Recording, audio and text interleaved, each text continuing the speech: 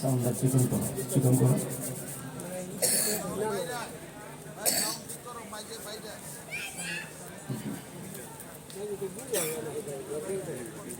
اللهم صل على سيدنا محمد وعلى آل محمد sound আরো চিকন করো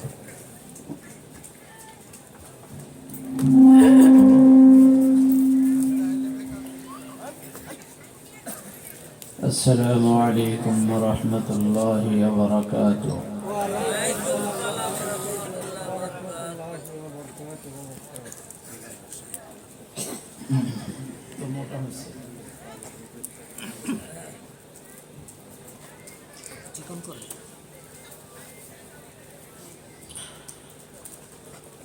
الحمد لله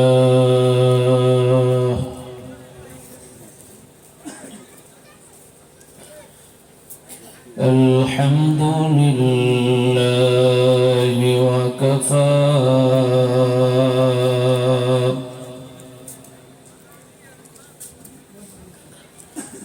الذي خلق الأشياء كلها ثم هدى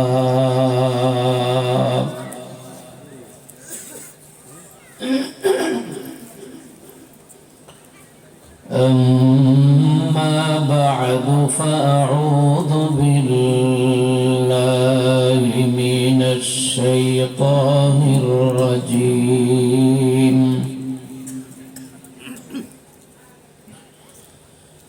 بسم الله الرحمن الرحيم إذا جاء نصر الله والفتح ورأيت الناس يدخلون في دين الله أفواجا فسبح بحمد ربك واستغفر إنه كان توابا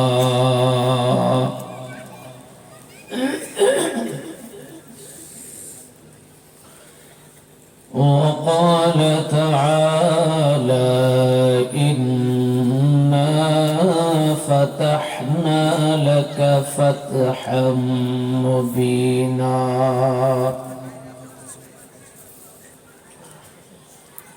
وقال النبي صلى الله تعالى عليه وسلم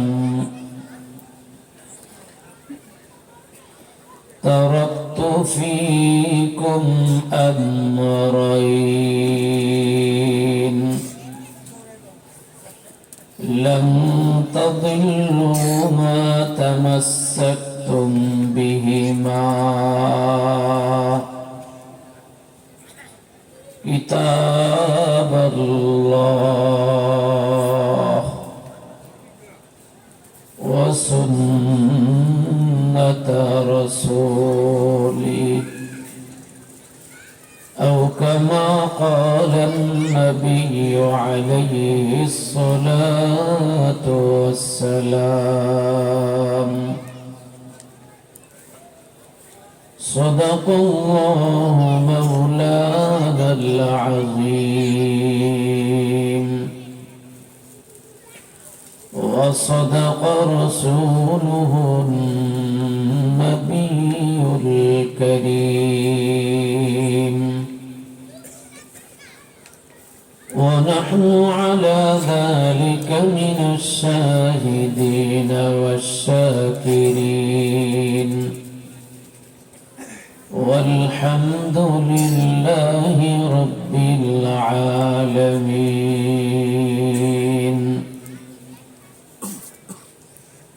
दुरूद शरीफ पढ़ी। अल्लाहुम्मा सल्लि अला सय्यिदिना मुहम्मद व अला आलि सय्यिदिना मुहम्मद कुल्लमा ज़करहु الذاكرون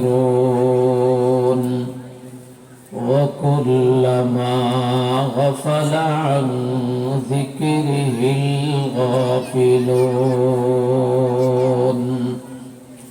وأكبر ذكر كري لا إله إلا الله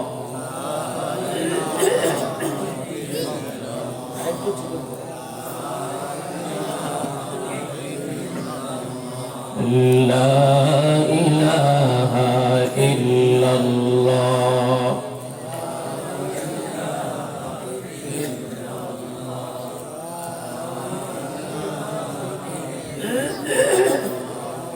لا إله إلا الله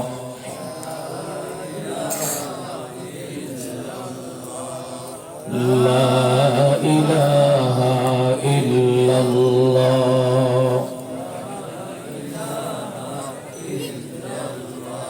दे मुझे इश्क़ मोहम्मद और मोहम्मद यूं मेगिन दे मुझे इश्क़ मोहम्मद और मोहम्मद यूं मेगिन ओ मोहम्मद ही मोहम्मद बिरद मेरा रात दिन ला इलाहा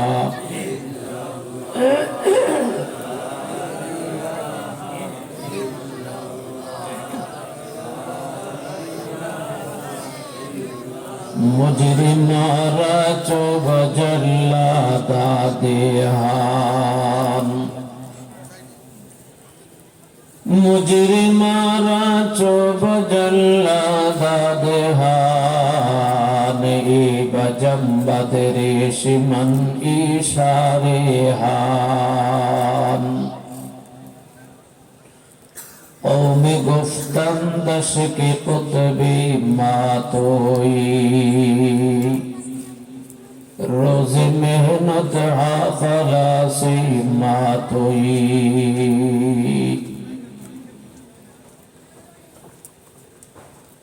गिरामी कदर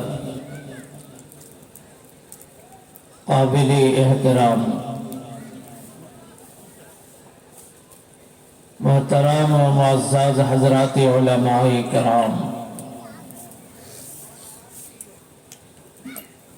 मुंशीगंज जिलाधीन टंगीबाड़ी थानार आवतागत पाँचगाँव चित्रकड़ा समाज सेवा संघ और युव समाजेर उद्योगे आज के 16 डिसेम्बर 2024 इंग्रेजी रोज सोमवार पंचम वार्षिक ওয়াজ ও দোয়ার মাহফিলের চলতি অধিবেশনের পরম শ্রদ্ধেয় সম্মানিত সভাপতি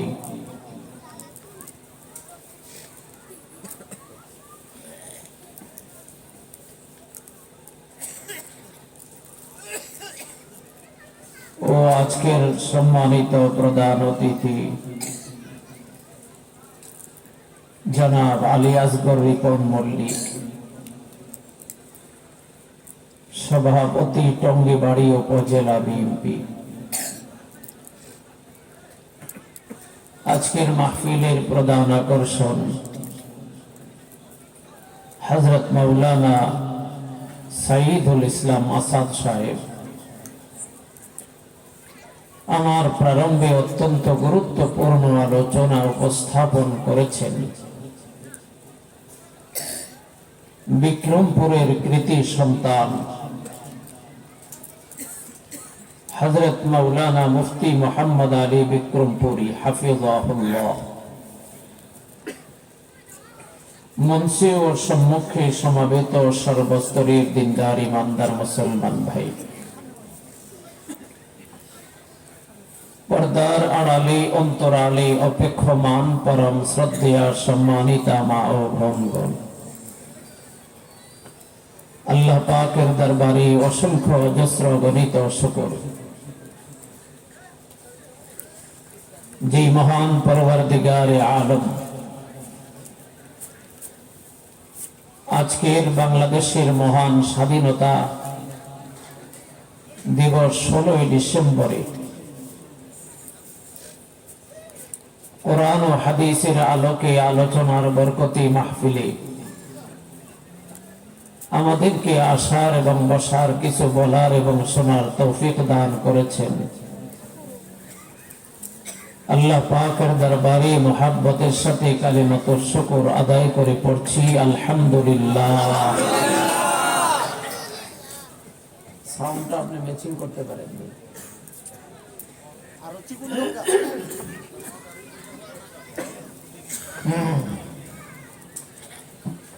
আল্লাহ তাআলার বড় ফজল ও করম,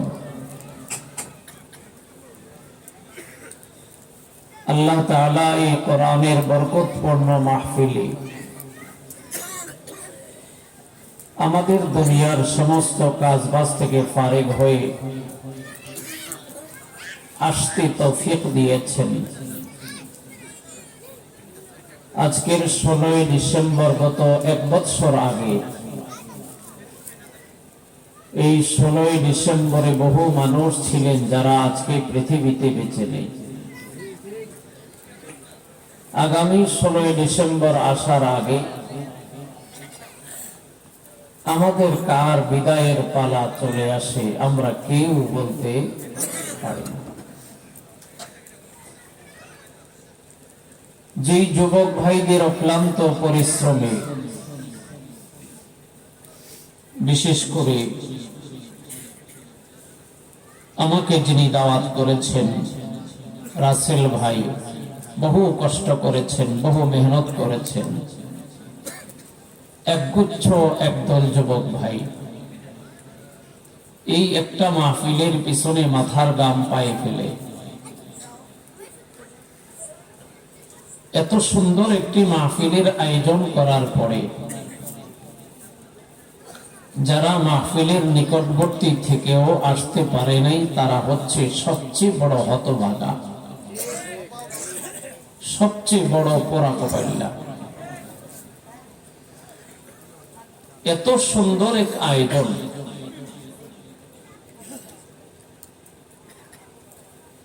এত সুন্দর এক সুন্দর পরিবেশ,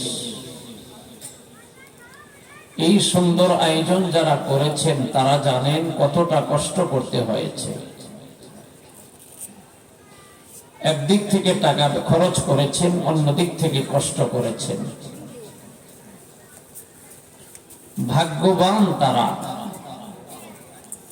এই জান্নাতের বাগানে আমরা যারা আসতে পেরেছি।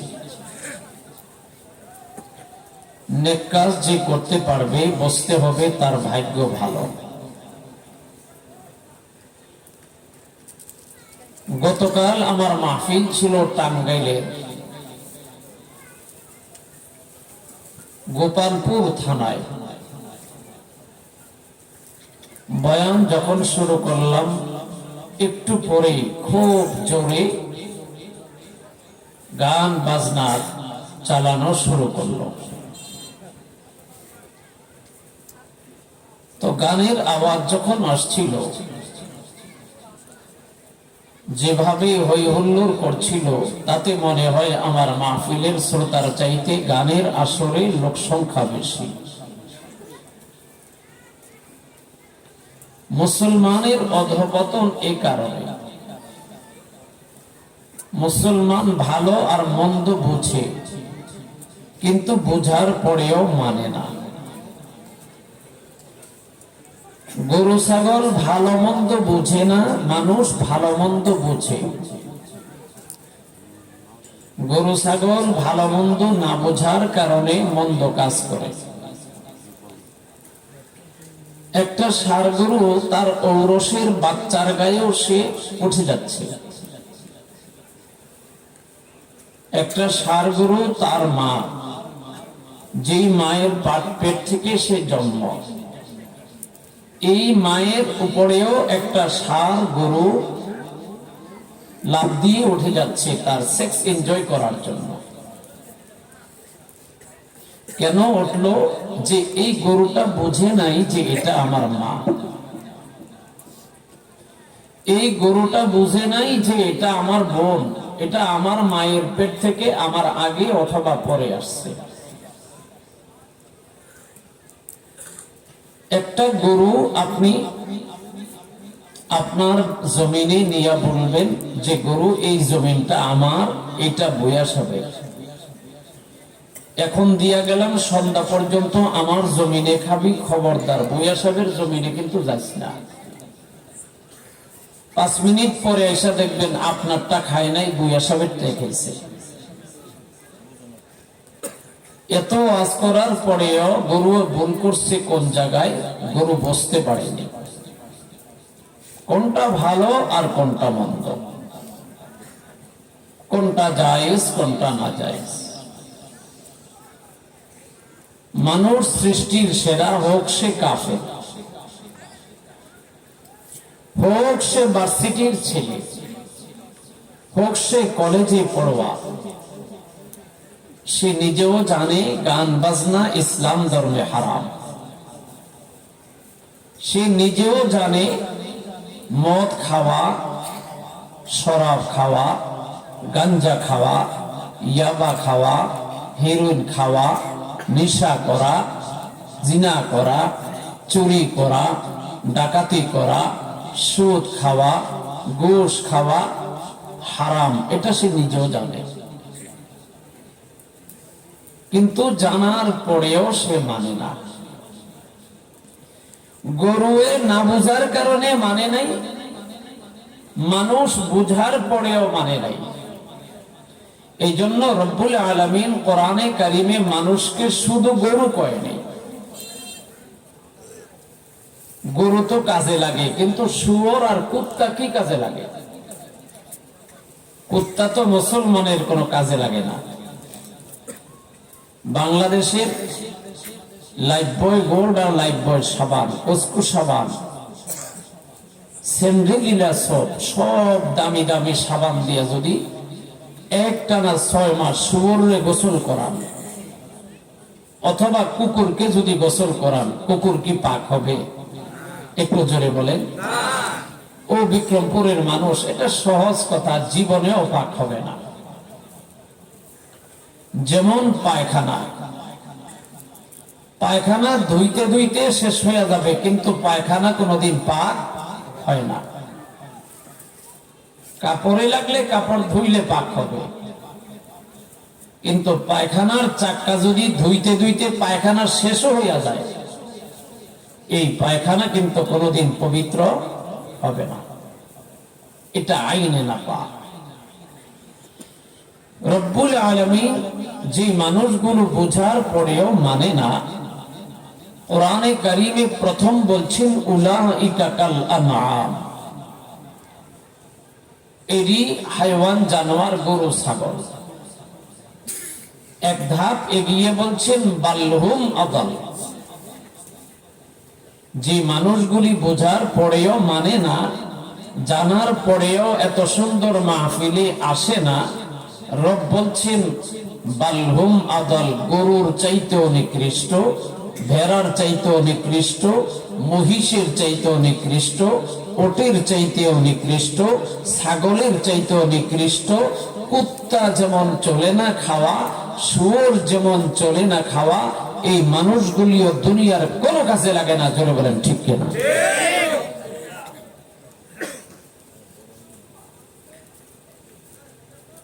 এই জন্য দোস্ত, এই মাহফিলের আয়োজন যারা করছেন আর আপনারা যারা আসছেন ভাগ্যবান।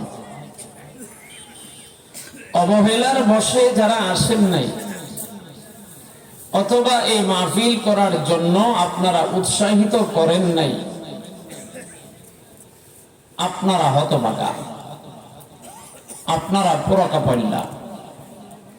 এই যুবকরা চাইলে আজকে 16 ডিসেম্বর এক বিশাল যাত্রা গানের আয়োজন করতে পারতেন, কি ভাই পারতেন না? কিন্তু এই এলাকার যুবকদেরকে ধন্যবাদ এবং আন্তরিকবাদ জানাবার ভাষা আমার কাছে নেই। যে যুবকদের কথা ছিল গান আর নাচ, যাত্রা আর ভাওয়ালে মেতে ওঠা, সেই যুবকেরা বিজয় দিবস উপলক্ষে কোরআনের মিলন মেলার আয়োজন করেছে। চিৎকার করে উঁচু আওয়াজে বলতে হবে মারহাবা। এই যুবকদেরকে আল্লাহ তাআলা এই এলাকার মানুষ শুধু নয়, মুন্সিগঞ্জের মানুষের জন্য নয়, গোটা জাতির হেদায়েত এবং নাজাতের ওসিলা হিসাবে এই যুবকদেরকে আল্লাহ পাক কবুল করে সকলে বলেন আমিন। এই জন্য আমি আমার বয়ান শুরু করার আগে এখনো যারা হাটে মাঠে ঘাটে ঘুরেন, বিভিন্ন মাহফিলে যেগুলিতে তাবারক দেওয়া হয়, যেমন গতকাল যে মাহফিলে গিয়েছিলাম সেটাও তাবারক দিছে। রাত যত বাড়ে মাহফিলে লোক সংখ্যা তত বাড়ে, আমি তখন বুঝতে পারি এটার ভিতরে কোনো কিন্তু আছে। রাত তখন 12:30, ব্যাপার কি? লোক শুধু ধীরে ধীরে ঠেল্লা ঢুকতে আছে প্যান্ডেলে। আমি মাহফিল কমিটির জিজ্ঞাসা করলাম, ভাই পোটলা মোটলা আসেনি কোনো? জি হুজুর। আমি কইলাম ব্যস্ত এই জায়গায় লাগছে। এগুলি পোটলার জন্য আসে, প্যাকেটের জন্য আসে, কোরআনের বয়ান শোনার জন্য আসে না। ও মুসলমান, ও মুসলমানের নজর তো কোরআনের দিকে থাকা চাই, মুসলমানের নজর তো হাদিসের দিকে থাকা চাই, মুসলমানের নজর তো দ্বীনের দিকে থাকা চাই, মুসলমানের নজর তো তাবারক আর প্যাকেটের দিকে থাকার কথা ছিল না। জোরে বলেন ঠিক কিনা? परवाज़ है दोनों का मगर एक फिजा में, परवाज़ है दोनों का मगर एक फिजा में, करगस का जहावार है शाही का जहावार।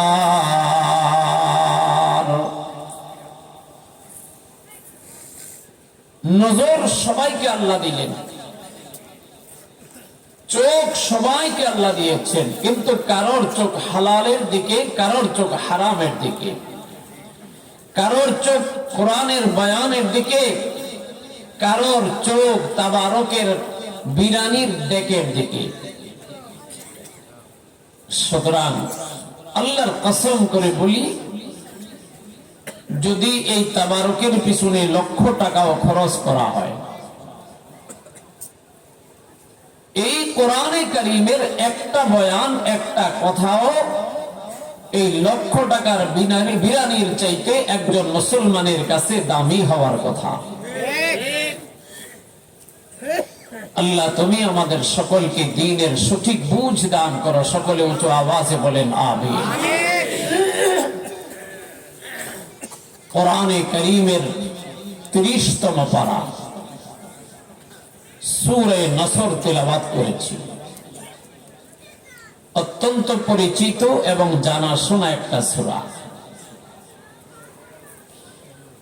কোরআনে কারীমের স্বয়ং সম্পূর্ণ নাজিল হওয়া সর্বশেষ সূরা। সূরা নসরের পরে আর কোন সূরা, কমপ্লিট কোন সূরা নাজিল হয়নি। এরপরে নবী আলাইহিস সালামের ইন্তেকাল হয়েছে। এই সূরা নাজিল হওয়ার পরে কিছু আয়াত নাজিল হয়েছে, কিন্তু কমপ্লিট কোন সূরা, এটি সর্বশেষ সূরা। যেমন সূরা ফাতিহা সর্বপ্রথম কমপ্লিট কোন সূরা, তার আগে সূরা আলাকের কয়েকটা আয়াত নাজিল হয়েছে, কিন্তু পরিপূর্ণ কোন সূরা সূরা ফাতিহার আগে নাজিল হয়নি। তদ্রূপ সূরা নসর পরিপূর্ণ এক সূরা, যার পরে আর কোন সূরা নাজিল হয়নি। ক্ষেত্র বিশেষ কিছু আয়াত আল্লাহ তাআলা তার নবীর কাছে পাঠিয়েছেন। এই আয়াতের ভিতরে একটা সুখের খবর, একটা দুঃখের খবর। বিক্রমপুরের মানুষ আপনারা আমার ভাষা বোঝেন তো? জোরে বলতে হবে, বোঝেন? কে কে বোঝেন না একটু হাত ওড়ান দেখি। সবাই বোঝেন? তাইলে বলেন, আমার তেলাওয়াতকৃত সূরাটার ভিতরে খবর কয়টা? দুইটা। বলেন কয়টা? বয়ান কিন্তু ঘুমায় শুনলে হবে না। আমার এক মারাত্মক খারাপ তবিয়ত হলো, আমার এই ওয়াজে লাগাইয়া আপনারা ঝিমাইবেন, অমনস্ক হয়ে বসে থাকবেন, এটা আমি চাই না, এটা আমি সহ্য করি না। এজন্য আমিও কথা বলবো, ফাঁকে ফাঁকে জিজ্ঞেস করলে আপনাদেরকেও কথা বলতে হবে। রাজি আছেন তো ইনশাআল্লাহ? আমার তিলাওয়াতকৃত সূরাটার ভিতরে খবর দুইটা। বলেন খবর কয়টা? বাড়িতে গিয়া ভাবির কাছে আলাপ করবে, মাকে বলবেন। এটা বয়ান শোনার শর্ত আমি অনেক জায়গায় বলি, বয়ান শোনার দুইটা শর্ত আছে। কয়টা? দুইটা। من يأخذ عني هؤلاء الكلمات। আল্লাহ নবী একদিন সাহাবায়ে কেরামদেরকে নিয়ে যাচ্ছিলেন কোথাও, তো বললেন আমি কয়েকটা ওয়াজ করব, আমার কাছ থেকে ওয়াজগুলো কে নিবা? তবে আমি বয়ান করব, এই বয়ানটা শোনার জন্য আর আমার বলার জন্য শর্ত দুইটা। কয়টা? এক নম্বর, ফায়ামালু বিহিন্না, আমার বয়ানটা শোনার পরে আমল করা লাগবে, এটা এক নম্বর শর্ত। দুই নম্বর শর্ত, ওয়ায়ুআল্লিমু ওয়া ইয়ামালু বিহিন্না। দুই নম্বর শর্ত, তোমরা যারা আমার বয়ানটা শুনছো, এই বয়ানটা তাদের কাছে গিয়ে করবা যারা আমার বয়ানটা শুনে নেই, যাতে তারাও তোমাদের মতো আমল করতে পারে। আমিও নবীর সুরে মিলাইয়া আপনাদেরকে বলছি, কথাগুলো মনে রাখবেন, প্রয়োজন হলে বাড়িতে গিয়া বলবেন। আমার এই তেলাওয়াতকৃত সূরাটার ভিতরে দুইটা খবর আছে। বলেন কয়টা? হাজরাতে উলামায়ে কেরাম মাঠে এবং মঞ্চে আছেন, নয়সে কথা তো বলা যাবে না। এই কথাগুলো তো কম্পেয়ার হবে, এই ইউটিউবের মাধ্যমে, মিডিয়ার মাধ্যমে সারা পৃথিবী প্রচার হবে। রব্বুল আলামিন এই তেলাওয়াতকৃত সূরা নসরের ভিতরে দুইটা খবর দিয়েছেন উম্মতকে, একটা দুঃখের, একটা সুখের। বলতে হবে খবর কয়টা? জোরে বলে। বিক্রমপুরের মানুষ ধনী মানুষ, কিন্তু মেরা মেরা আওয়াজ, খায় ভালো কিন্তু ইমান মরা। বিক্রমপুরের মানুষের চাইতে ভালো খায় বাংলাদেশে খুব কম লোক আছে। কেন জানেন? আপনারা বলতে পারবেন না। বাংলাদেশে কোন ডিস্ট্রিক্টের মানুষ কি খায় এটা জানতে হলে বক্তাকে জিজ্ঞাসা করবেন। একদম ওয়াল্লাহি কসম করে বলতে পারি আমি,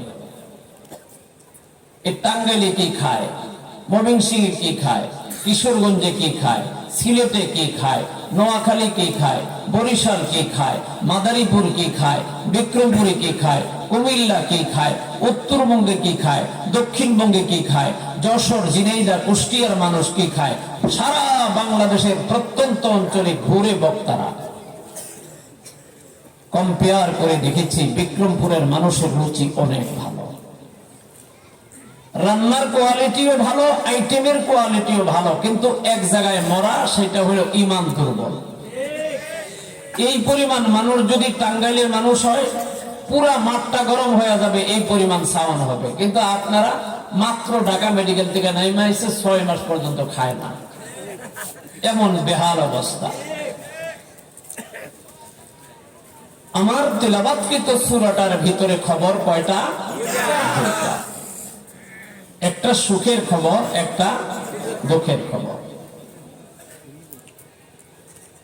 দুঃখের খবর হলো সরকারে দো আলম হাবিবে কিবরিয়া নবী দো জাহা আশরাফুল আম্বিয়া সৈয়দুল কাউনাইন ওয়াস সাকালাইন সৈয়দুল ইনসি ওয়াল জিন সৈয়দুল মওজুদাত সৈয়দুল মখলুকাত ইমামুন নবিয়্যিন ফখরে দো আলম, আমাদের মধ্যমণি, আমাদের কলিজার টুকরা, আমাদের প্রিয় লিডার, আমাদের প্রিয় রাহবর, আমাদের প্রিয় ইমাম, আমাদের প্রিয় মুর্শিদ, আমাদের প্রিয় পীর, আমাদের প্রিয় মাওলা, আমাদের প্রিয় নবী, আমাদের প্রিয় রসুল, আমাদের প্রিয় পয়গম্বর, সকলকে একসাথে বলতে হবে জনাবে মুহাম্মাদুর রাসূলুল্লাহ সাল্লাল্লাহু আলাইহি ওয়াসাল্লামের বিদায়ের ইঙ্গিত এই সূরার ভিতরে করা হয়েছে।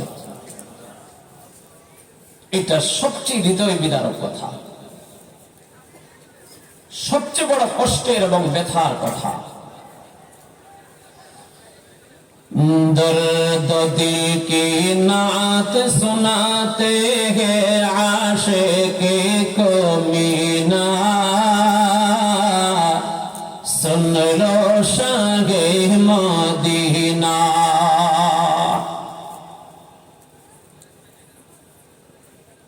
अल्लाह पाक परवरदिगार आलम এই সূরাতুন নসর যখন নাজিল করলেন, পয়গম্বরে দো আলম মসজিদে নববীতে বসা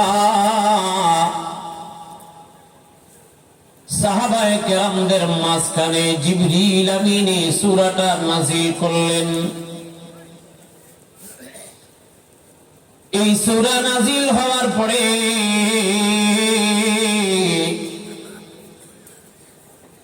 ম্যাক্সিমাম সাহাবায়ে কেরামের ভিতরে আনন্দ বিরাজ করছে, কিন্তু আমার পয়গম্বরের চাচা আব্দুল্লাহ ইবনে আব্বাস রাদিয়াল্লাহু তাআলা আনহু, আমার পয়গম্বরের চাচা আব্বাস রাদিয়াল্লাহু তাআলা আনহু মসজিদে নববীর এক কর্নারে কান্না শুরু করলেন। হযরতে সিদ্দিক আকবর রাদিয়াল্লাহু তাআলা আনহু কান্না করতেছেন। ম্যাক্সিমাম সাহাবায়ে কেরাম খুশিতে আনন্দে হাসতেছেন। ও আমার প্রিয় ভাই, একই সূরা সূরে নসর, বুঝার মধ্যে এক একজনের বুঝ এক এক রকমের হয়। একই আয়াত হযরতে আব্বাস একরকম বুঝেছেন, হযরতে সিদ্দিক আকবর রাদিয়াল্লাহু তাআলা আনহু একরকম বুঝেছেন, হযরতে উসমান গনি, হযরতে আলী কাররামাল্লাহু ওয়াজহু সহ অন্যান্য সাহাবায়ে কেরাম ভিন্নভাবে চিন্তা করেছেন। إذا جاء نصر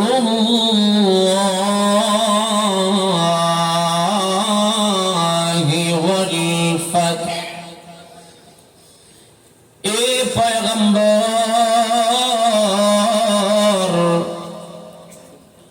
যখন নাকি আল্লাহ পাকের পক্ষ থেকে সাহায্য এবং বিজয় আপনার কাছে আগমন করবে, সাহায্য আর বিজয় আসার পূর্ব লক্ষণ কি, কেমনে বুঝবেন আল্লাহ পাকের পক্ষ থেকে, পরওয়ারদিগারে আলমের পক্ষ থেকে সাহায্য আর বিজয় আসছে? এ নবী, ওয়ারাআইতান নাস,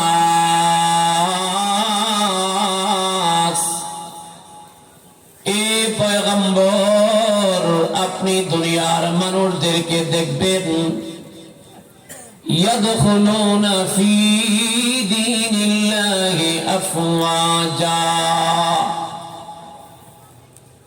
মদিনা থেকে মদিনার বাহির থেকে বিভিন্ন এলাকা, বিভিন্ন দল, বিভিন্ন কাফেলার লোকেরা আপনার কাছে আসবে। কি জন্য আসবে? পয়গম্বরের দরবারে আসবে। এই পয়গম্বর, আমরা একদল মানুষ আসছি হেজাজ থেকে, আমরা একদল মানুষ আসছি ইয়ামামা থেকে, আমরা একদল মানুষ আসছি কুবা পল্লী থেকে, আমরা একদল মানুষ আসছি ইয়ামান থেকে, আমরা একদল মানুষ আসছি শাম থেকে। কেন আসছো? এ পয়গম্বর, আমরা আপনার হাতে কালেমা পড়ে মুসলমান হওয়ার জন্য আপনার দরবারে আসছি। ইয়াবা মৌলানা ইয়াবাম জুস্তজুহি মিকুনাম, ইয়াবা মৌলানা ইয়াবাম জুস্তজুহি মিকুনাম, হাসল আয়াদিয়ানা ইয়া ইয়াদা আরজুহি মিকুনাম, হাসল আয়াদিয়ানা ইয়া ইয়াদা আরজুহি মিকুনাম। এ আমার প্রিয় ভাই, এই সূরাটা আমার পয়গম্বরের দুয়ারে জিবরিল যখন নিয়ে আসছে, মালিক যেন আমার পয়গম্বরকে ডাক দিয়ে বলেন, ইদা জাআ নাসরুল্লাহি ওয়াল ফাতহ। এ পয়গম্বর, আপনার কাছে যখন আল্লাহর সাহায্য এবং বিজয় আসবে, সাহায্য আর বিজয়ের পূর্ব নিদর্শন, ওয়ারাইতান নাস, আপনি মানুষদেরকে বলবেন, মানুষদেরকে আপনি দেখবেন, ইয়াদখুলুনা ফি দীনিল্লাহি আফওয়াজা, দলে দলে দলে দলে হাজার হাজার মানুষ ইসলাম ধর্মের ভিতরে ঢুকে যাচ্ছে।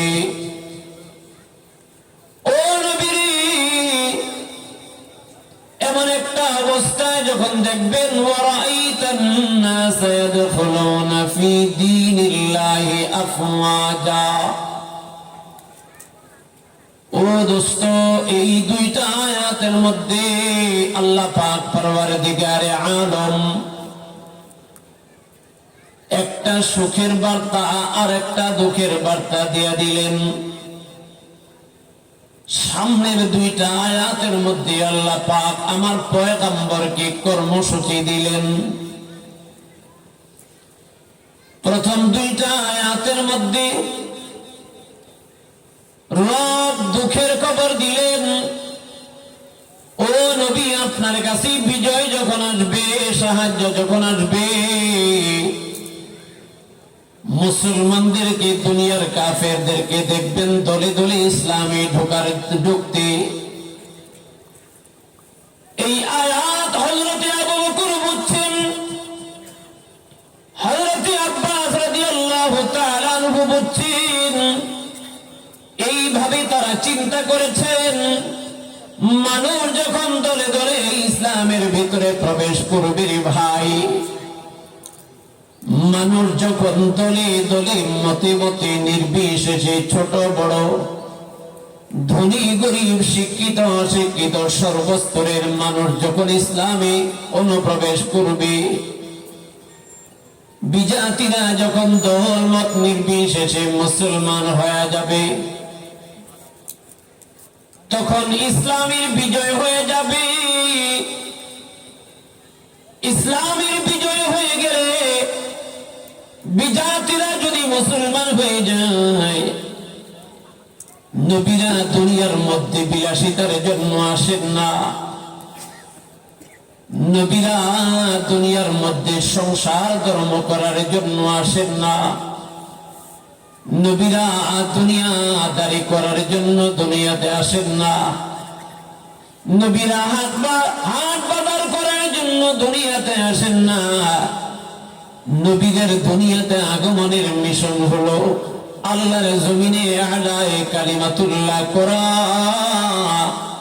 আল্লাহর জমিনে দ্বীনকে জিন্দা করা, আল্লাহর জমিনে দ্বীনকে কায়েম করা, আল্লাহর জমিনে জমিদের মানুষদেরকে দ্বীনওয়ালা বানানো, এটা পয়গম্বরদের মিশন।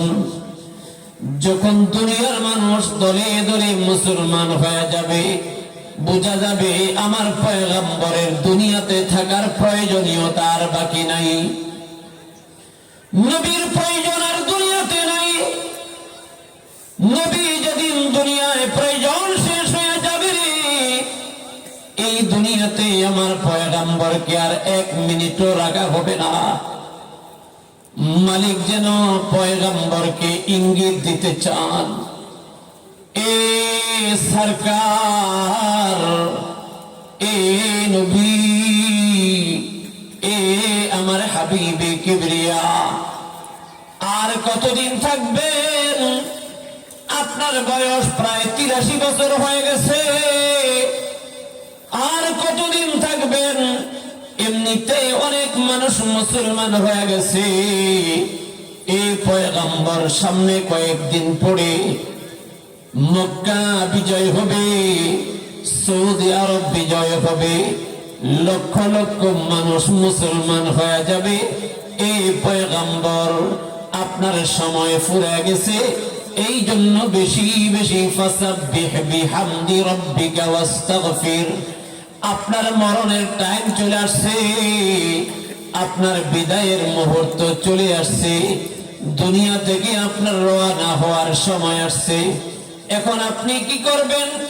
নামাজ তো 5 ওয়াক্ত পড়তেছেন, রোজার টাইমে তো রোজা আপনি রাখবেন, হজের টাইমে তো আপনি হজ করবেন।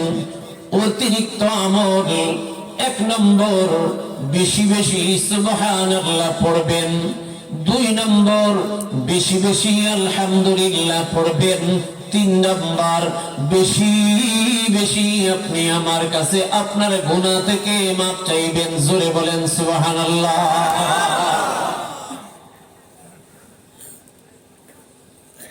এটা হলো এক ইঙ্গিত। হযরতে আবু বকর সিদ্দিক রাদিয়াল্লাহু তাআলা আনহু এই দিক থেকে নবীর বিদায়ের এক ইঙ্গিত বা ইশারা এই সূরাটায় দেওয়া হয়েছে। এটা উনি বুঝে গেছেন। হযরতে আব্বাস রাদিয়াল্লাহু তাআলা আনহু তিনি বুঝে গেলেন।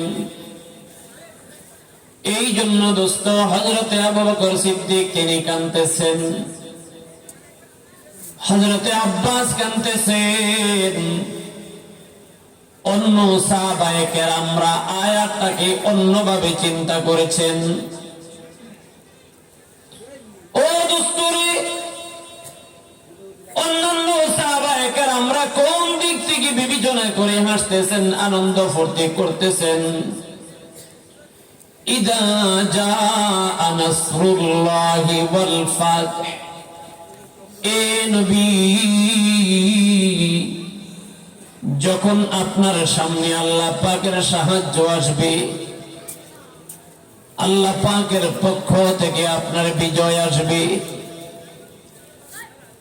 আয়াতের দ্বারা বোঝা যায় অচিরে মুসলমানদের বিজয় হবে, অচিরে আল্লাহ পাক পরওয়ারদিগারে আলম বিজয় দান করবেন। এ ভাই রে, এই জন্য হাদিসের মধ্যে আসছে এই সূরাটা নাজিল হওয়ার পরে আমার পয়গম্বর দুনিয়াতে মাত্র 80 দিন বেঁচে ছিলেন। কতদিন? জোরে বলেন। 80 দিন। সরকারে দো আলম এই সূরাটা হাতে পাওয়ার 80 দিনের মাথায় এই দুনিয়া থেকে তিনি উম্মতকে অন্ধকারে নিমজ্জিত করে শোকের সাগরে ভাসিয়ে আমার প্রিয় নবী আমাদের মধ্যমণি কলিজার টুকরা দুনিয়া ছেড়ে পরলোক গমন করলেন।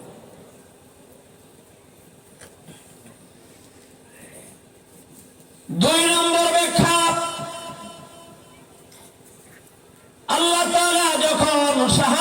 কথা, বিজয়ের কথা বললেন, সাহাবায়ে কেরামরা বুঝে গেলেন অচিরে মুসলমানদের বিজয় হবে।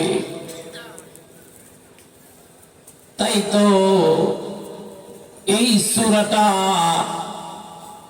নাজিল হওয়ার মাত্র 18 দিন পরে, কোন কোন বর্ণনা আছে 1 মাস পরে, আমার পরওয়ারদিগারে দো আলম, আমার পয়গম্বরে দো আলমকে বলেন, এ পয়গম্বর, আপনি মক্কা অভিমুখে রওনা করেন। তবে আপনি কেমনে রওনা করবেন? দুর্বলের মতো নয়, অসহায়ের মতো নয়। আপনি মক্কা থেকে অসহায়ের মতো, দুর্বলের মতো হয়ে আসছেন, কিন্তু দুর্বলের মতো হয়ে আপনি ফিরবেন না।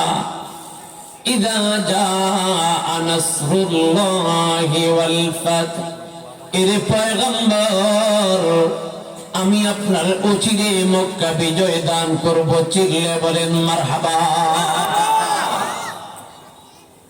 আমি আপনার মক্কা বিজয় দেব। এই হরেন একটু ঘোরায় দাও না, বক্সের একটু সাউন্ড বাড়াও, জোরে আওয়াজ দিলে বন্ধ হয়ে যায়।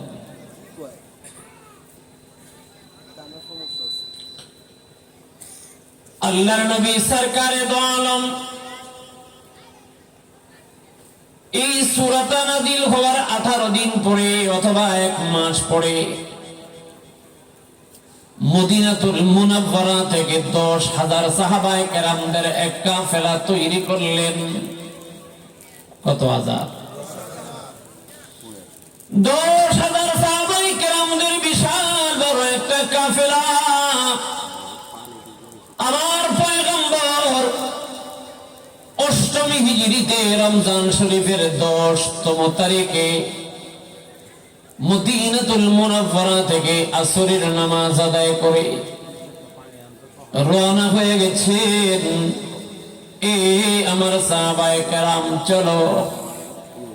এ আবু বকর, এ ওমর, এ আলী, ওসমান, এ আমার সাহাবায়ে কেরাম, তোমাদের মধ্যে 10,000 সাহাবায়ে কেরাম আমার সঙ্গে রওনা করো।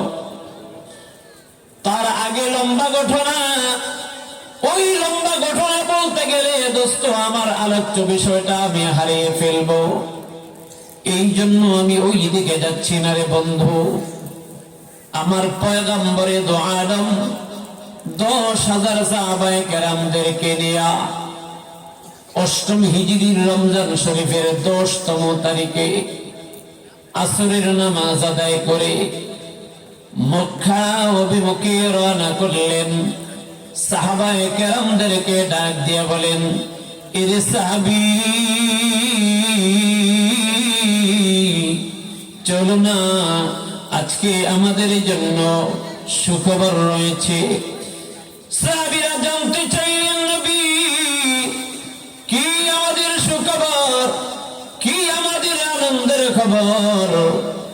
পয়গম্বর ডাক দিয়ে কয়, এরে সাহাবী, তোমরা কি জানো না আমার পরওয়ারদিগারে আলম আজ থেকে 18 দিন আগে অথবা আজ থেকে 1 মাস আগে আমার সঙ্গে ওয়াদা করেছেন, এ মুহাম্মদ, যে মক্কার জন্য তুমি চোখের পানি ফেলেছ, যে মক্কা নগরীর জন্য তুমি কান্না করেছ, যে মক্কা নগরীর মানুষের হিদায়াতের জন্য তুমি বারবার আমার কাছে দোয়া করেছ, এর নবী,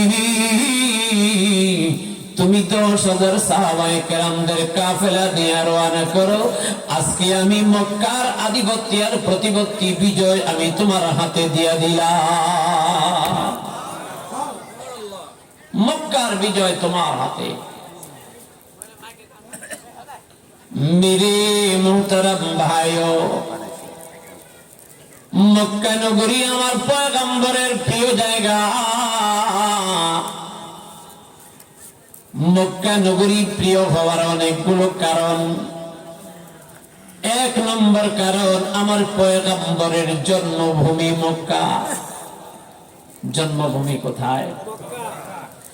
ও দোস্ত, ভালো করে বুঝবা,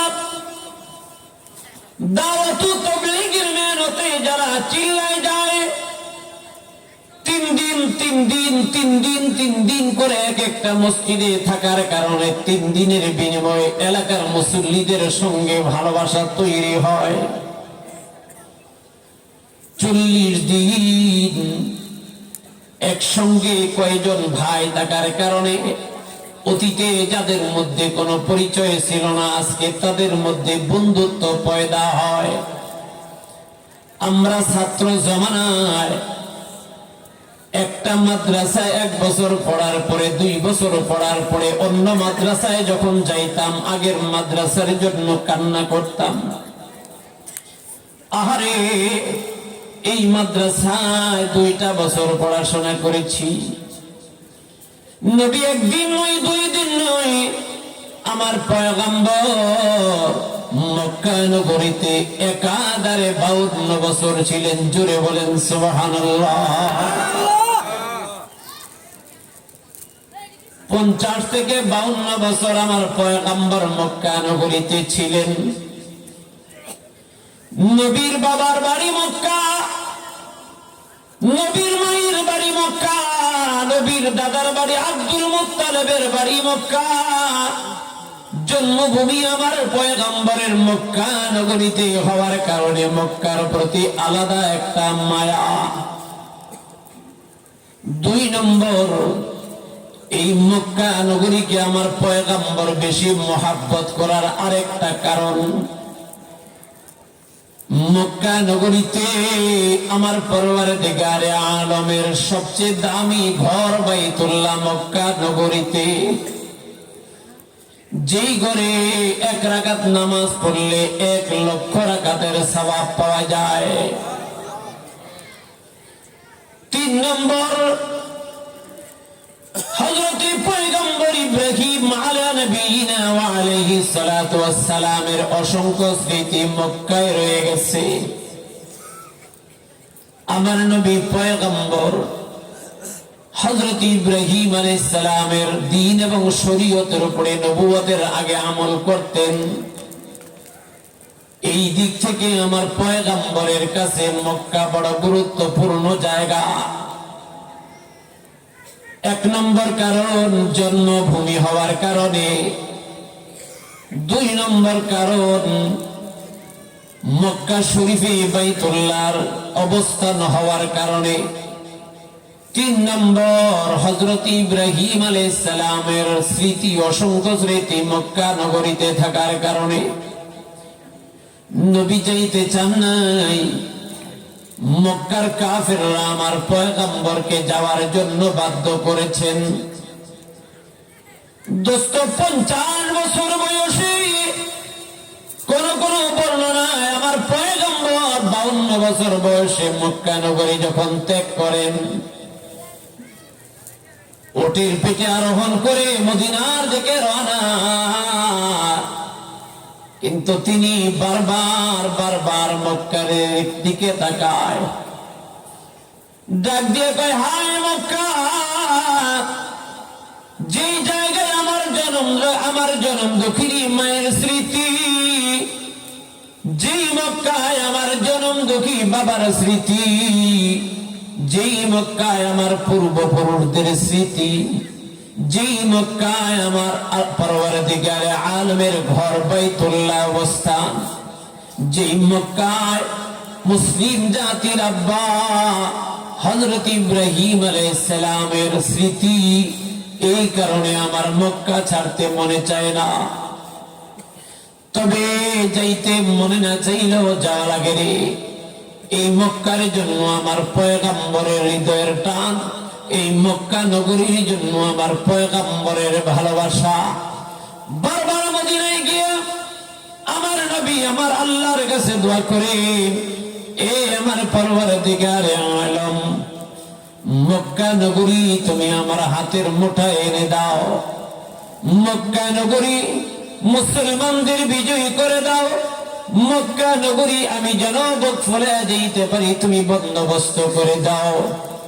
এই সূরা নসর নাযিল করে আমার পরওয়ারদিগারে আলম আমার পয়গম্বরকে বলেন, ইদা জাআ নাসরুল্লাহি ওয়াল ফাতহু, এ পয়গম্বর আর দোয়া করা লাগবে না, আর কান্নাকাটি করা লাগবে না। ও চিলে আমি মক্কা বিজয় করে আপনার হাতে দিয়ে দিব। সুবহানাল্লাহ পড়ে, আরো জোরে পড়ে। সরকারে দো আলম হাবিবে কিবরিয়া অষ্টম হিজরিতে রমজান মাসের 10 তারিখে আসরের নামাজ পড়ে 10,000 সাহাবায়ে কেরামদেরকে নিয়ে রওনা করলেন। দোস্তরে আমার নবী পয়গম্বর, যেহেতু রমজান মাস, সফরে ক্লান্ত, কিছু সময় দূরে সে কিছু দূর রাস্তা অতিক্রম করে সাহাবায়ে কেরামদেরকে ডেকে বললেন, এ আমার সাহাবায়ে কেরাম, চলো না আমরা সবাই ইফতার করে ফেলি, আমরা সবাই রোজা ভেঙে ফেলি। কারণ রোজা রাখার কারণে যদি আমরা দুর্বল হয়ে যাই, রোজা রাখার কারণে যদি আমরা দুর্বল হয়ে যাই, ক্লান্ত হয়ে যাই, বিজাতিদের সঙ্গে আমাদের যুদ্ধ করা বড় কঠিন হয়ে যাবে। এই জন্য আমার নবী সাহাবী সাহাবায়ে কেরামদেরকে নিয়ে ইফতার করে ফেললেন, রোজা ভেঙে ফেললেন। এ আমার বন্ধু, এরপরে আমার পয়গম্বরে দো আলম যখন নাকি যুলহুলাইফা নামক জায়গায় গেলেন, আজকে মদিনা থেকে যে লোকগুলি মক্কার দিকে রওনা করে হজের জন্য, যেই জায়গার মধ্যে হাজী সাহেবেরা হারামের কাপড় পরিধান করেন, এটা হচ্ছে একটা মিকাত। মদিনাবাসীদের জন্য এটা হলো মিকাত।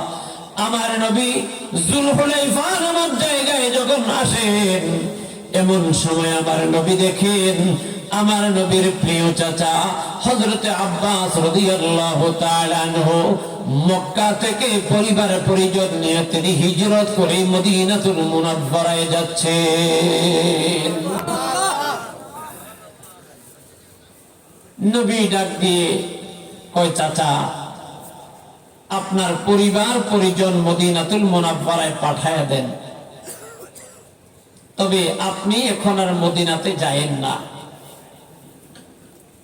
সরকারে দো আলম তিনার এই চাচা কয়েকদিন পর পরে মদিনাতে আসতেন, আবার মক্কায় যেতেন।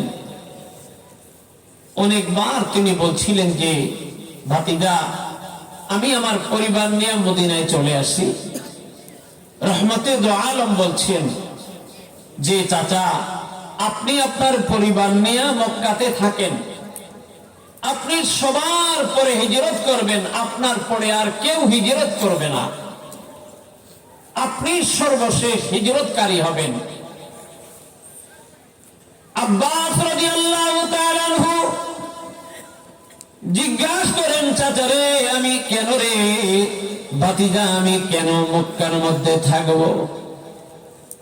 আমার নবী ডাক দিয়ে কয়ে, এই আমার চাচা আব্বাস, মক্কা নগরীতে আপনি এই জন্য থাকবেন যাতে করে মুসলমানের বিরুদ্ধে যারা যারা ষড়যন্ত্র করে তাদের নামের তালিকা আমার কাছে দিবেন।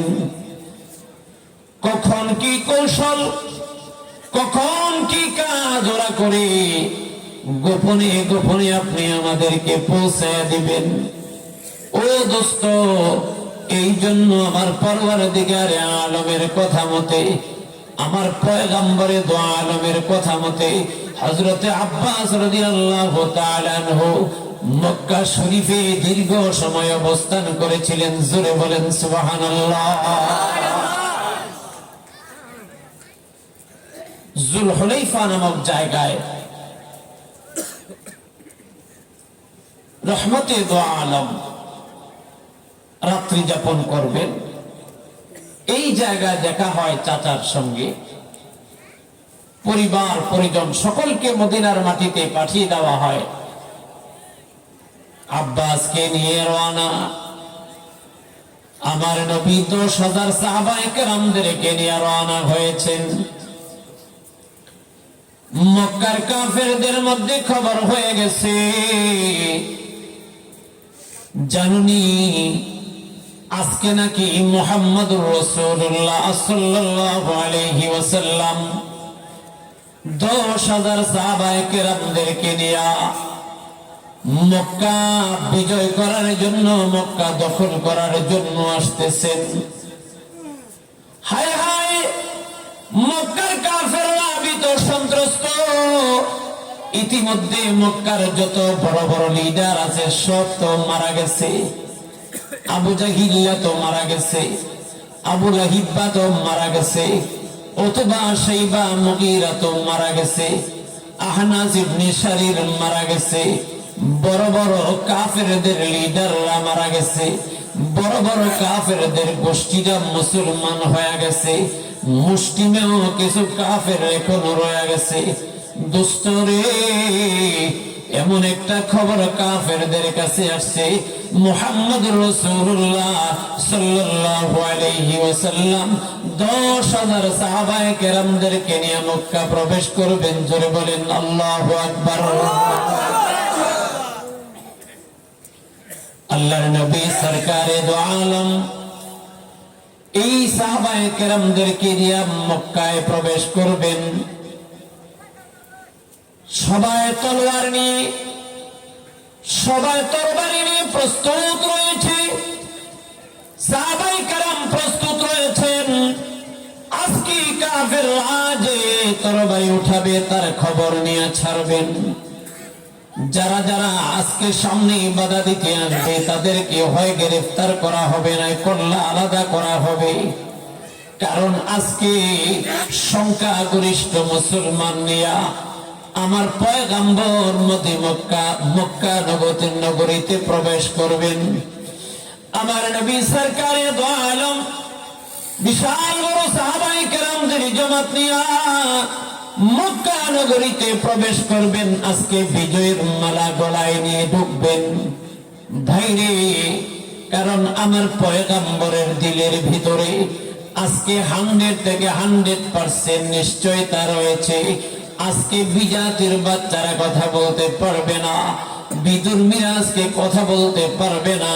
আজকে মুসলমানের বিজয় হবে। তার কারণ হলো আমার আল্লাহ আজ থেকে 18 দিন আগে অথবা 1 মাস আগে আমাকে জানায় দিয়েছেন, ইদা জাআ নাসরুল্লাহি ওয়াল ফাতহ। এরে নবী, আর তোমার মক্কা নগরীর জন্য দোয়া করা লাগবে না, মক্কার কাফেরদের জন্য দোয়া করা লাগবে না রে পয়গম্বর। আর কয়েকটা দিন পরে মক্কার বিজয় মালা তোমার হাতে, তোমার গলায় পরায়া দিব। নবী বিজয়ের মালা যেন গলায় নিয়ে মক্কা নগরীতে ওটের পিঠে আরোহণ করে প্রবেশ করতেছেন। তবে দোস্ত, বিশ্বনবী রাহমাতুল্লিল আলামিন আজকে মক্কা নগরীতে ঢুকবেন, কিন্তু এমনটা বিনয়ের সঙ্গে মাথাটা এত নিচু করে, মাথাটা এত ঝুঁকায়া পয়গম্বর মক্কা নগরীতে প্রবেশ করতেছেন। মনে হয় যেন আমার পয়গম্বরের কপাল মোবারক ওটের পিঠের মধ্যে লেগে যাবে। সাহাবীরা জিজ্ঞেস করলেন, নবী কেন রে তুমি আজকে মাথা ঝুঁকায়া কেন বাইতুল্লাহ শরীফে মক্কা নগরীতে ঢুকতেছো? আমার নবী ডাক দিয়ে কয়, এ সাহাবী রে, আমি কেন ঝুঁকায়া ঢুকতেছি জানোনি? এই যে মক্কা নগরীর বিজয়, এটা আমার দ্বারা হয় নাই, আমার সাহাবায়ে কেরামদের দ্বারা হয় নাই, আমাদের শক্তিমত্তার দ্বারা হয় নাই। এই বিজয়ের মালা স্বয়ং রব্বুল আলামিন আমাদেরকে মেহেরবানি করে দিয়ে দান করেছে। 2 নম্বর কারণ, দুনিয়াদার বাদশা, দুনিয়াদার ক্ষমতার মসনদে যারা বসে, একদল ক্ষমতাসীন ব্যক্তি যখন চলে যায়, আরেকদল ক্ষমতাসীন ব্যক্তি যখন ক্ষমতার মসনদে বসে, তখন তারা কি করে? বিলকিস, রানী বিলকিস এই কথাটা দোস্ত বুঝতে পেরেছিলেন। রানী বিলকিসের কাছে যখন সংবাদ আসছে পয়গম্বর সুলাইমান আলাইহিস সালামের রাজ দরবার থেকে চিঠি আসছে, ইন্নাহু মিন সুলাইমানা ওয়া ইন্নাহু বিসমিল্লাহির রাহমানির রাহিম। আল্লাহ তাআলা আলাইয়া ওয়া আতুনি মুসলিমিন। এই রানী বিলকিস, জলদি করে মুসলমান হয়ে আমার কাছে আয়। লম্বা ঘটনার শেষ কথা, রানী বিলকিস তার উজির নাজিরদেরকে ডাক দিয়া কয়, আচ্ছা কি করা যায়? আমরা কি আত্মসমর্পণ করব না যুদ্ধ করব? রানী বিলকিসের সিংহাসন সেনাবাহিনী, বিডিআর আর বিজিবি বর্ডার বাহিনী, এরা বলছে, রানী বিলকিস মহোদয়, আপনি বিচলিত হবেন না, ভয় পাবেন না, ভীত সন্ত্রস্ত হবেন না। আমাদের অর্থবল, আমাদের জনবল, আমাদের অস্ত্রবল, আমাদের লোকবল, আমাদের হিম্মত, আমাদের শক্তি, আমাদের শক্তিমত্তা, কোন দিক থেকে আমরা দুর্বল আর কাপুরুষ নই। চাইলে আর ইশারা করলে মুহূর্তের ভিতরে আমরা বাদশাহ সুলাইমানকে পরাস্ত করতে পারবো, পরাজয় করতে পারবো। উঁচু আওয়াজে বলতে হবে নাউজুবিল্লাহ। রানী বিলকিস কয়, রে তোরার তো কথা, তোরা যা বুঝোস আমি তো তা বুঝি না, কিন্তু আমি যা বুঝি তো তোরা তো তা বুঝোস না। তো কেন? কয়, চিঠির ভিতরে যেভাবে লেখা, ইন্নাহু মিন সুলাইমানা ওয়া ইন্নাহু বিসমিল্লাহির রাহমানির রাহিম। আল্লাহ তাআলা আলাইয়া ওয়া আতুনি মুসলিমিন। রানী বিলকিসের কাছে যেভাবে চিঠি দিয়েছেন, ভাবে বোঝা যায় তার সঙ্গে যুদ্ধ জেহাদ করে পারা যাবে না। কথার ভাবে মনে হয় উনি জমানার শ্রেষ্ঠ নবী, আর যারা নবী হয় তাদের সাথে যুদ্ধ করে কেউ বিজয় লাভ করতে পারে না। চিল্লিয়া বলেন সুবহানাল্লাহ।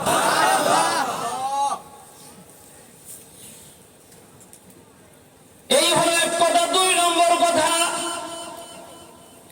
যদি আমার ক্ষমতার পথ পরিবর্তন হয়, যদি আমি ক্ষমতার মসনদে থাকতে না পারি, যদি বাদশাহ সুলাইমান বিজয় হয়ে যায়, তবে তুমি জানোনি আমার দেশের কি অবস্থা হবে রে, আমার মসনদের কি অবস্থা হবে। ইন্নাল মুলুকা ইযা দাখালু ক্বরিয়াতান আফসাদুহা। আল্লাহু আকবার। দুনিয়াদার ক্ষমতাধররা যখন চেয়ার থেকে সরে যায়,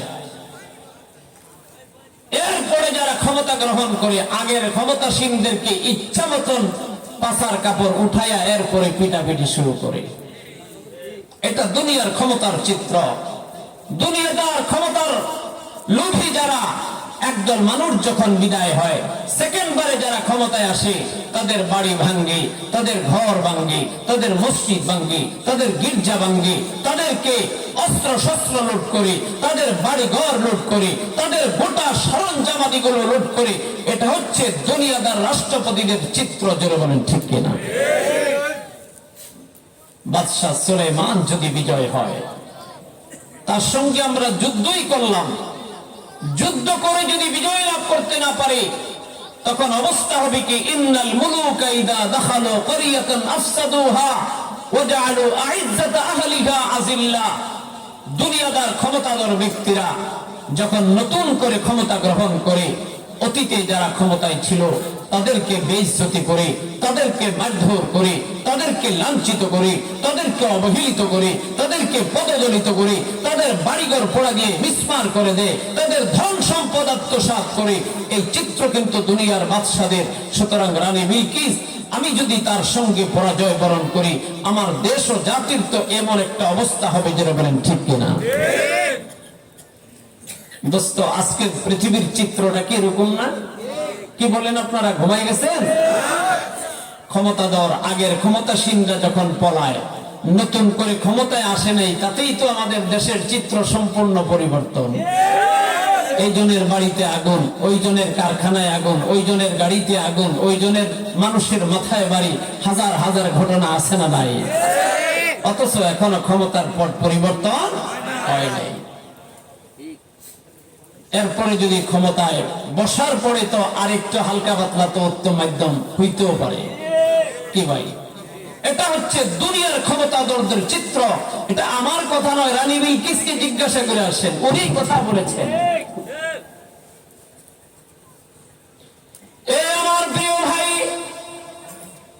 দুনিয়াদার ক্ষমতার পট পরিবর্তন হওয়ার পরে দুনিয়ার দৃশ্যর চিত্র কেমন হয় এটা আমি শুনাইলাম। দিনদার ব্যক্তিদের ক্ষমতার পরিবর্তন হইলে তাদের দৃশ্যটা কেমন হয় এটা বুঝেন। এক নাম্বার, আমার নবী বিশ্ব নবী মুহাম্মদ আরবি সাল্লাল্লাহু আলাইহি ওয়াসাল্লাম মক্কা বিজয়ের দিনে 10,000 সাহাবায়ে কেরামদেরকে নিয়ে যখন মক্কায় প্রবেশ করেন, নবীর মাথা থাকার কথা ছিল উঁচু। নবী দাম্ভিকতার সঙ্গে ঢুকবেন, আত্মহমিকা নিয়ে ঢুকবেন, আর দিবেন কার বাপের বেড়াত, কার বাবার, কোন বাবার ছোট সন্তান আছো আমার সামনে দাঁড়া। তোদের অত্যাচারের কারণে আমি আমার মার বাড়ি থাকতে পারি নাই, বাবার বাড়ি থাকতে পারি নাই। তোদের নির্যাতনের কারণে, তোদের জুলুমের কারণে আমার জন্মভূমিতে আমি থাকতে পারি নাই। আমি তো এই দেশে ভাড়াটিয়া নই, আমি তো মক্কা নগরীতে ভাড়াটিয়া হিসেবে আসি নাই, আমি তো মক্কা নগরীতে ট্যাক্স দিয়ে থাকার জন্য আসি নাই। আমার বাপ দাদা 14 গোষ্ঠী মক্কা নগরীতে জন্ম, আমার বাড়ি মক্কা নগরীতে, আমার দাদার বাড়ি মক্কা নগরীতে, আমার 14 গোষ্ঠীর বাড়ি মক্কা নগরীতে। কিন্তু তোরা আমার উপরে এই পরিমাণ জুলুম করেছো, এই পরিমাণ অত্যাচার করেছো, এই পরিমাণ নির্যাতন করেছো। এমনকি সর্বোপরি রাতের বেলা তোমরা চূড়ান্ত সিদ্ধান্ত নিয়েছিলা আজকে রাত্রে মুহাম্মদ আরবিকে হত্যা করে ফেলা হবে। দারুন নদওয়া আবু জাহেলের সংসদ ভবন দারুন নদওয়ার মধ্যে আজকে চূড়ান্ত সিদ্ধান্ত হয় আজকে রাতের বেলা মুহাম্মদ আরবিকে হত্যা করা হবে। আবু জাহিল্লা তার সাঙ্গপাঙ্গদেরকে বলে দিয়েছে, আমরা যে আজকে রাতের বেলা মুহাম্মদকে হত্যা করব, এই খবরটা যেন কোনোভাবে এই সংসদ ভবনের বাহিরে লিক না হয়, কোনোভাবে এই সংবাদটা যেন চলে না যায়, কোনোভাবে যেন সংবাদটা ছড়াইতে না পারে। মুহাম্মদের কানে যদি কোনোভাবে চলে যায়, মুহাম্মদ মক্কায় আর থাকবে না, আমাদের মিশনের কর্মসূচি সাকসেস হবে না। কিন্তু দোস্ত, আমার নবীর কোন মানুষ যদিও দারুন নদওয়া আবু জাহেলের সাঙ্গপাঙ্গদের কাছে ছিল না, কিন্তু আমার নবীর সঙ্গে মহান স্রষ্টার সম্পর্ক ছিল কি ছিল না? রব জানায় দিছে, ও নবী মুহাম্মদ, আজ হলো তোর শেষ দিন। মক্কা থাকলে তোর শেষ, মক্কা থেকে পালাইলে তোর জীবন থাকবে। আজকে রাতেই তোর হিজরত করা লাগবে, থাকার কোনো উপায় নাই। চিল্লিয়া বলেন সুবহানাল্লাহ, আরো জোরে বলেন। যে কথা সেই কাজ। রাতের বেলা সশস্ত্র যোদ্ধা, অস্ত্র শস্ত্র নিয়ে একদল যুবক আমার পয়গম্বরের বাড়ির চতুর্দিকে অন্ধকারে দাঁড়িয়ে রয়েছে, সেনাবাহিনীর মতো অস্ত্র তাক করে। নবী অন্ধকার রাতে ঘর থেকে বের হয়ে দেখেন চতুর্দিকে কাফেররা অস্ত্র নিয়ে দাঁড়ায় রয়েছে। মালিক রে ডাক দিয়ে কই, মালিক কেমনে আমি ঘর থেকে বের হয়ে যাব রে? এরে মালিক, চতুর্দিকে আমার শত্রু বাহিনী দাঁড়ায় রয়েছে। মালিকে ডাক দিয়ে কই, নবী চিন্তা করো না, ওয়ালা তাহিনু ওয়ালা তাহজানু ওয়া আনতুমুল আ'লাউনা ইন কুনতুম মুমিনিন। এ নবী, চিন্তা করিস না, চিন্তা করিস না। ইযহুমা ফিল গার, এ নবী চিন্তা করিস না, তুই যেখানে আছিস আমি আল্লাহর সাহায্য সেখানে আছি। আরো জোরে বলেন কি করবি রে নবী? এক মুষ্টি মাটি হাতে নে, কোরআনে কারীমের আয়াত সূরা ইয়াসিনের আয়াত তেলাওয়াত করে, ইন্না জাআলনা ফি আ'নাকিহিম أغلالا فهي إلى الأذقان فهم مقمحون এই দুইটা আয়াত তেলাওয়াত কর এক মুষ্টি বালির ভিতরে তুই দম কর চতুর্দিকে ছিটায়া দে দেখবি সমস্ত কাফেররা অন্ধ হয়ে গেছে নবী রে তোর দিকে তুই বের হয়ে যা একটা কাফেরের বাচ্চার ক্ষমতা নাই তোর দিকে চাওয়ার মতো কেউ তো তাকাইতেই পারবে না চলে যা ও দুষ্ট নবী মক্কা নগরীতে ঢুকছে একদিক থেকে উটির পিঠে এত নত যেন হয়ে মাথা ঝোঁকায় আসছে জিদারত অবস্থায় ঢুকছে যেন তিনি বলতে চান আল্লাহ তোমার বড় দয়া তোমার বড় মায়া তোমার বড় মেহেরবানি তুমি এত বড় সফলতার বিজয় আমাদেরকে দান করেছো দুই নম্বর একজন দ্বীনের নিসবতে যে বিজয় লাভ করে তার মাথা উঁচু হতে পারে না তার মস্তক উপরের দিকে যেতে পারে না আত্মগরিমা আত্মঅহমিকে আসতে পারে না তাকাব্বুর আর গর্ব করতে পারে না যে যত বড় হয় আল্লাহ পাক যারকে যত বড় নিয়ামত দান করেন নিয়ম হলো তার মাথাটা তত নিচের দিকে ঝুঁকে থাকবে জোরে বলেন ঠিক কিনা রহমতে দো আলম মক্কা নগরীতে প্রবেশ করলেন বড় বড় কাফেররা সমস্ত কাফেররা আমার নবীর সামনে চতুর্দিকে দাঁড়ায় রয়েছে বড় বড় কাফের লিডাররা মক্কা নগরীর বড় বড় হিংস্র প্রাণীরা বড় বড় বিজাতিরা বিজাতিদের সন্তানেরা আমার পয়গম্বরের দিকে দাঁড়ায় তাকায় রয়েছে আজকে নবী কি বলেন শুনবেন হয়তো নবী বলবেন কে কে তোরা আমার উপরে জুলুম করেছ কে কে আমার উপরে নির্যাতন করেছ আমার কাছে লিস্টে কিন্তু আছে আমি তোদের কারণে আমার বাবার বাড়ি ছাড়ছি তোদের কারণে আমার মায়ের বাড়ি ছাড়ছি তোদের কারণে আমি মক্কা নগরী ছাড়ছি এমন অত্যাচার তোরা করছো এই বাইতুল্লাহর চতুর্দিকে মরা গরু মরা কুকুর যেমনি শেষরায় আমার গলার মধ্যে গামছা লাগায় রশি লাগায় তেমনি ভাবে শেষরাইছো শুধু তাই নয় আমি সেইদার মধ্যে পড়েছিলাম বাইতুল্লাহর সামনে আমার মাথার উপরে অথবা ইবনে শাইবা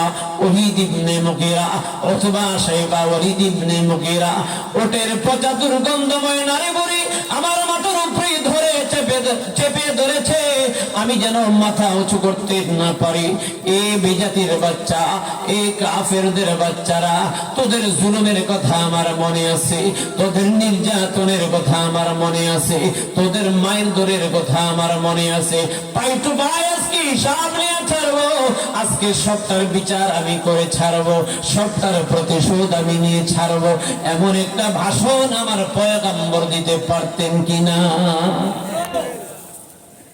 কিন্তু আমার নবী 10,000 সাহাবায়ে কেরামদের মিলন মেলা হাজার হাজার কাফেরদের মজমা আমার নবী ডাক দিয়া কয় এ কাফেররা এ বিজাতি আজ আমি তোমাদেরকে জিজ্ঞাসা করি আমি তোমাদের সঙ্গে কি ব্যবহার করব তোমরা কি মনে করো তোমরা বলো আমার কি ব্যবহার করা উচিত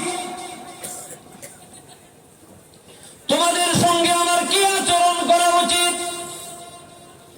তোমরা বলবা তোমরা তোমাদের বিবেক দিয়ে আমাকে বলবা তোমাদের সঙ্গে কোন ধরনের আচরণ করা উচিত তোমরা আমার সঙ্গে কোন ধরনের ব্যবহার করেছো দোস্ত আমার পয়গম্বরের চাচা লেভেলের লোকগুলি ডাক দিয়া কয় এরে ভাতিজা উচিত তো আমাদের সঙ্গে খারাপ ব্যবহার করা আমাদের কতলাকে হাল ফালাইয়া দেওয়া কিন্তু ভাতিজা আমরা জানি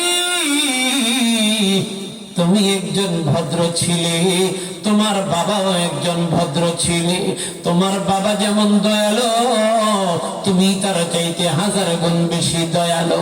তুমি একজন কারীম, তোমার বাবা একজন বড় কারীম। তুমি একজন সহনশীল, তোমার বাবা একজন সহনশীল। তাই তোমার কাছে আমরা সহনশীলতার আচরণ আশা করি। জোরে বলেন সুবহানাল্লাহ। নবী আলাইহিস সালামের ভাই সব মানুষ যারা উপস্থিত, তারা ডাক দিয়ে কয়, মুহাম্মদ, যদিও তোমাদেরকে আমরা অত্যাচার করেছি, জুলুম করেছি, এ মুহাম্মদ তুমি কিন্তু আমাদের ভাই, তুমি কিন্তু আমাদের ভাই। বাল্যকাল, শৈশবকাল, কৈশোরকাল তোমার সঙ্গে আমরা একসাথে চলেছি, একসাথে হাটে মাঠে ঘাটে বাজারে গিয়েছি। এ মুহাম্মদ, আমরা মক্কার সমস্ত মানুষেরা তোমাকে ভিন্ন পাল্লায় ওজন করি। আমরাই তোমার নাম দিয়েছিলাম আল আমিন, আমরাই তোমার নাম দিয়েছিলাম সাদিকুল মাসদুক, আমরা তোমাকে নাম দিয়েছিলাম বিশ্বস্ত, আমরাই তোমার নাম দিয়েছিলাম সত্যবাদী। আমরা জানি তুমি জীবনে কোনোদিন কারোর প্রতিশোধ নাও নাই, জীবনে কারোর উপরে কোনোদিন জুলুম করো নাই, কোনোদিন কাউকে তুমি থাপ্পড় লাগাও নাই, কোনোদিন কারোর প্রতি তুমি আঘাত করো নাই। এ মুহাম্মদ, আজকে আমরা আশা করি তুমি এমন একটা ব্যবহার আমাদের মতো নগণ্যদেরকে করবা। সঙ্গে সঙ্গে বলেন সুবহানাল্লাহ। আল্লাহর পয়গম্বর কাফেরদের কথা শোনার পরে ডাক দিয়ে কয়, হে মক্কার কাফেররা, এ মক্কা নগরীর কাফের মুশরিক, ভালো করে শুনে নাও। 13 বছর পরে হযরত ইউসুফ আলাইহিস সালাম ভাইদের সঙ্গে মিশরের জমিনে দেখা হওয়ার পরে পয়গম্বর ইউসুফ আলাইহিস সালামের উপরে তার ভাইরা যেমন জুলুম করেছিল, ইউসুফ আলাইহিস সালামের 10 ভাই ছিল বিনিয়ামিন ছাড়া 10 ভাই ইউসুফ আলাইহিস সালামের প্রতি এমন জুলুম, এমন নির্যাতন, এমন অত্যাচার করেছিল। শুধু অত্যাচার করে শেষ করে নাই, শুধু জুলুম করে ক্ষান্ত করে নাই, সর্বোপরি গভীর কূপের মধ্যে ফেলে জীবনটা শেষ করতে চেয়েছিল। কিন্তু কথা আছে, রাখি আল্লাহ মালিকে। ইউসুফ আলাইহিস সালামের 10 ভাই চেয়েছিল তো মারার জন্য, কিন্তু মারতে পারছে? জোরে বলেন। লম্বা সময় ইউসুফ আলাইহিস সালামের ভাইরা যখন মিশরের রাজ পরিবারের সামনে ত্রাণ আনতে গেছে, ভাইয়ের সঙ্গে যখন ভাইয়ের পরিচয়, ইউসুফ নবী ভাইদেরকে ডাক দিয়ে বলে, ভাই রে, এ আমার ভাই, বলো না তোমাদের সঙ্গে কি আচরণ করা দরকার? তোমরা যে জুলুম করেছিলা, তোমরা যে অত্যাচার করেছিলা, তোমরা আমার প্রতি যে তোমরা অন্যায় করেছিলা, বিচার করেছিলা, আমি তার বিনিময়টা তোমাদেরকে কেমনে করে দিব, কি বিচার করব? তখন ভাইগুলি বলেছিল, হে পয়গম্বর ইউসুফ, আমরা জানি আমরা খারাপ বটে, আমাদের ভাইদের মধ্যে সবচেয়ে হৃদয়বান ভাই হলো ইউসুফ, তুমি চাইলে আমাদেরকে মাফ করে দিতে পারো। পয়গম্বর ইউসুফ ডাক দিয়ে কয়, আমি আজকে তোমাদের ব্যাপারে ঘোষণা করলাম, লা তাসরিবা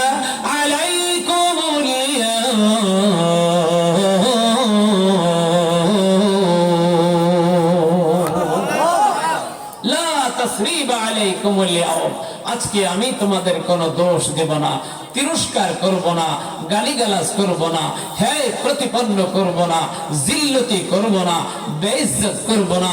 ইয়াগফিরুল্লাহু লাকুম, চলো আমি তোমাদের সবাইকে আমি নিজ থেকে অন্তর থেকে মাফ করে দিলাম। আরো জোরে বলে সরকারে দো আলম হাবিবে কিবরিয়া আমার নবী ডাক দিয়ে কয়, এ মক্কার কাফেররা, যাও, আমার ভাই ইউসুফ তার ভাইদের সঙ্গে যে আচরণ, যে ব্যবহার করেছেন, আমি আজকে কি কথা বললাম, লা তাসরিবা আলাইকুমুল ইয়াউম, ইয়াগফিরুল্লাহু লাকুম। এর মক্কা নগরীর মানুষ, আমি তোমাদেরকে মাফ করে দিলাম। আমি কোনো প্রতিশোধ নেব না, আমি মারধর করব না, আমি অত্যাচার করব না, আমি জুলুম করব না। মান দাখালা ফি মসজিদিল হারামি ফাহুয়া আমিন ওয়া মান দাখালা ফি দারি আবি সুফিয়ান ফাহুয়া আমিন ওয়া মান আগলাকা বাবুহু ফাহুয়া আমিন। এ মক্কা নগরীর কাফেররা, যারা নাকি তোমরা তোমাদের ঘরের দরওয়াজা বন্ধ করে রাখবা, আমি তোমাদেরকে নিরাপত্তা দিব। যে নাকি আবু সুফিয়ানের ঘরে ঢুকবে, আমি তাদেরকে নিরাপত্তা দিব। যে মসজিদে হারামের ভিতরে ঢুকে যাবে, আমি তাদেরকে নিরাপত্তা দেব। আমি তাদের উপরে জুলুম করব না, নির্যাতন করব না। আমি একজন রহমাতুল লিল আলামিন হয়ে, রহমতের প্রতীক হয়ে, আমি আমার উম্মতের প্রতি দরদি হয়ে আসছি। আমি প্রতিশোধ নিতে আসি নাই। তবে তোমাদের কাছে আমার আজকের চাওয়া, তোমরা সবাই কালেমা পড়ে মুসলমান হয়ে যাও। ও মেরে মোহতারাম, এই হচ্ছে বিজয় দিবস। রহমাতুল লিল আলামিন। ও দোস্ত, বিজয় দিবস উপলক্ষে আমার নবীর কর্মকাণ্ড আর কর্মসূচি কি ভালো করে বুঝো। আমাদের বাঙালি যুবকেরা বিজয় দিবস পালন করে নাচার গানের মধ্য দিয়ে, বাদ্যযন্ত্র হারমোনিয়ামের মধ্য দিয়ে, গান আর তবলার মধ্য দিয়ে, নাচানাচির মধ্য দিয়ে দোস্ত স্বাধীনতা দিবস পালন করে। আমার নবী স্বাধীনতা দিবস পালন করেছেন, সাহাবায়ে কেরাম স্বাধীনতা দিবস পালন করেছেন। দোস্ত, আমার পয়গম্বর স্বাধীনতা দিবসে কর্মসূচি কি হবে? গান বাজনা হবে কিনা, নাচানাচি হবে কিনা, গাওয়াগাই হবে কিনা, লাফালাফি কুদাকুদি হবে কিনা, এটা আমার পয়গম্বর জানায় দিছে। আমার আল্লাহ স্বাধীনতা দিবসের কর্মসূচি দিয়ে দিছে। আল্লাহু আকবার কর। আছে না নাই? আছে না নাই? দোস্ত, আমার পয়গম্বর ডাক দিয়া কয়, আমারানি রাব্বি আযজা ওয়া জাল্লা বিমাহকিল মাআজিফি ওয়াল মাযামিরি ওয়াল আওথানি ওয়াস সুলবি ওয়া আমরিল জাহিলিয়া। সুবহানাল্লাহ। নবী কি কয়? আমার নবী কয়, আল্লাহ তাআলা আমাকে দুনিয়াতে পাঠাইছেন বাদ্যযন্ত্র, তবলা, হারমোনিয়াম, খ্রিস্টানদের পত্তলিকা, মূর্তি আর দেবদেবী, বিজাতীয় খ্রিস্টিয়ান কালচার, এই সবগুলো জমিন থেকে চিরকালে নির্মূল করার জন্য, উৎখাত করার জন্য রব্বুল আলামিন আমাকে নির্দেশনা দিয়েছেন। চিৎকার করে বলেন সুবহানাল্লাহ। নবী আসছে গান বাজনা উঠানোর জন্য, নবীর উম্মতেরা গান বাজনা প্রতিষ্ঠা করার জন্য ফিকিরে লেগে গেছে। কি ভাই আসেনি? নবী উম্মতের জন্য গান বাজনা নিষিদ্ধ করার জন্য, শরীয়ত বিরোধী কার্যকলাপ সমাজ থেকে উৎখাত করার জন্য আমার পয়গম্বর দুনিয়াতে আসছেন। আর পয়গম্বরের উম্মতেরা দুনিয়ার মধ্যে দ্বীনকে কলুষিত আর কলঙ্কিত করার জন্য ব্যস্ত। জোরে কর নাউজুবিল্লাহ।